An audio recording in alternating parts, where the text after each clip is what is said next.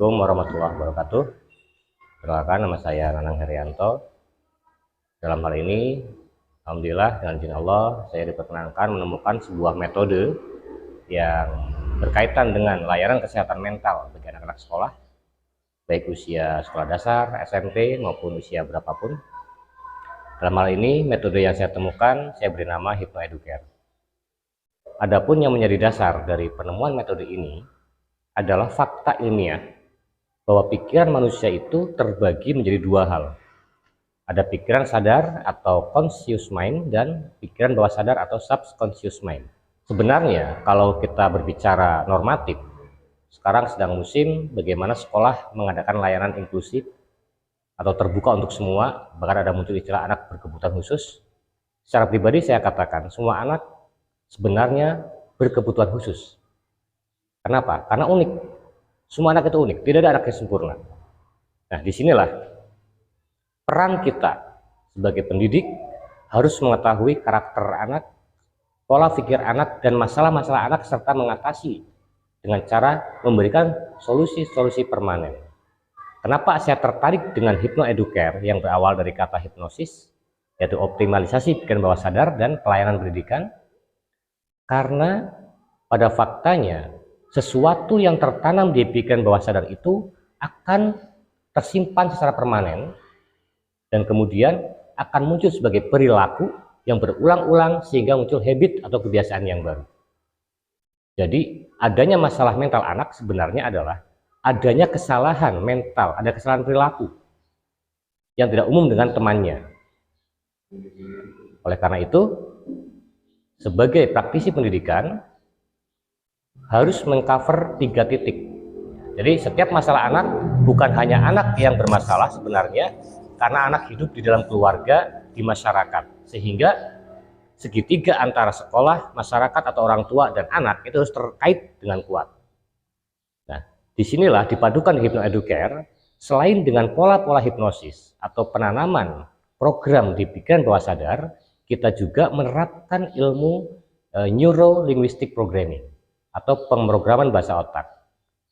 Secara sederhana, sebagai gambaran saja, saat orang tua berpikir anak saya bodoh, anak saya malas, anak saya susah belajar, maka jika itu diucapkan berulang-ulang, semesta akan merespon dan akan menjadi kenyataan.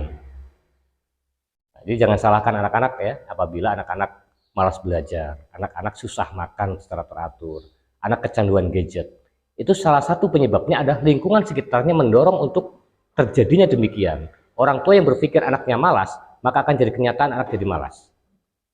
Nah, oleh karena itu, HypnoEducare adalah pola pelayanan mental yang menyatukan peran guru, peran orang tua, dan peran anak berbasis pikiran bawah sadar. Yang pertama, anak harus diapakan? Anak harus kita program dengan karakter yang mulia. Caranya, kalau bagi kami, para terapis hipnoterapi, memprogram anak itu dengan cara memberikan sugesti positif.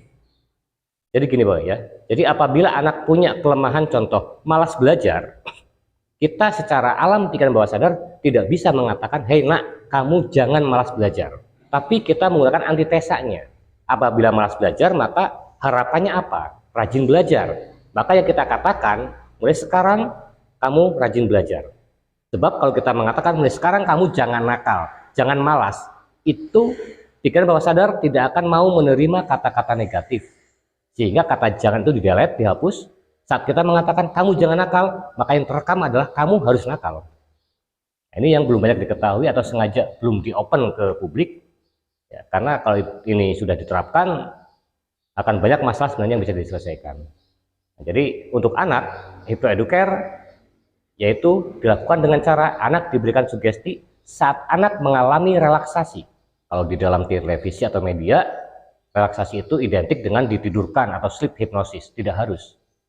Apalagi anak usia 0-7 tahun, itu critical area, ya, critical area itu batas antara pikiran sadar dengan pikiran bawah sadar, itu terbuka lebar. Pikiran bawah sadar itu tidak bisa membedakan mana imajinasi, mana fakta. Jadi saat kita mengatakan, nak, kamu itu rajin, kamu itu pinter, kamu itu rajin berangkat ke sekolah, suka baca buku, itu terekam dengan baik, akhirnya menjadi perilaku. Tentunya tidak hanya sekali, karena kunci keberhasilan membentuk karakter adalah adanya istiqomah atau konsistensi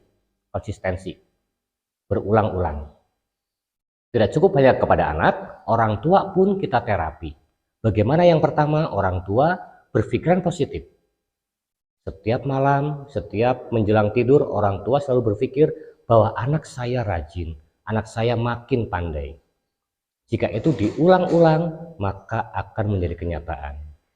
Ditambah ada pola yang namanya sleep hypnosis, yaitu orang tua memberikan sugesti saat anak tidur awal. Nah, saat anak menjelang tidur, sebelum pulas, orang tua memberikan sugesti positif. Karena disitulah kondisi anak sedang dalam gelombang alfa. Gelombang alfa itu, apapun yang dia dengar, apapun yang dia rasakan, dan apapun yang dia lihat, itu dianggap sebagai fakta. Nah, jadi selain kepada anak kita install, orang tua tiap malam dalam HypnoEducare wajib memberikan sugesti positif kepada anak, plus orang tuanya sendiri di reinstall. Orang tua wajib mengeluarkan pikiran-pikiran negatif kepada anak. Orang tua harus berpikir bahwa anak saya itu hebat, anak saya itu rajin. Nah, dengan pola itu, ditambah dengan guru yang di sekolah memberikan sugesti positif baik berupa visual, audio, maupun dari gerakan-gerakan tubuh, itu ya sudah terbukti di beberapa klien yang saya tangani. Paling cepat 7 hari, paling lama 21 hari, anak akan mengalami perubahan perilaku. Pasti sepertinya ini dianggap main-main ya, atau klinik atau apa, karena kita sudah terlanjur didogma bahwa hipnosis itu kejahatan, hipnosis itu klinik atau magic. Di sini saya sampaikan, hipnosis itu sesuatu yang ilmiah. Karena sebenarnya kita bermain dalam mengoptimalkan frekuensi pikiran antara satu orang dengan orang yang lain.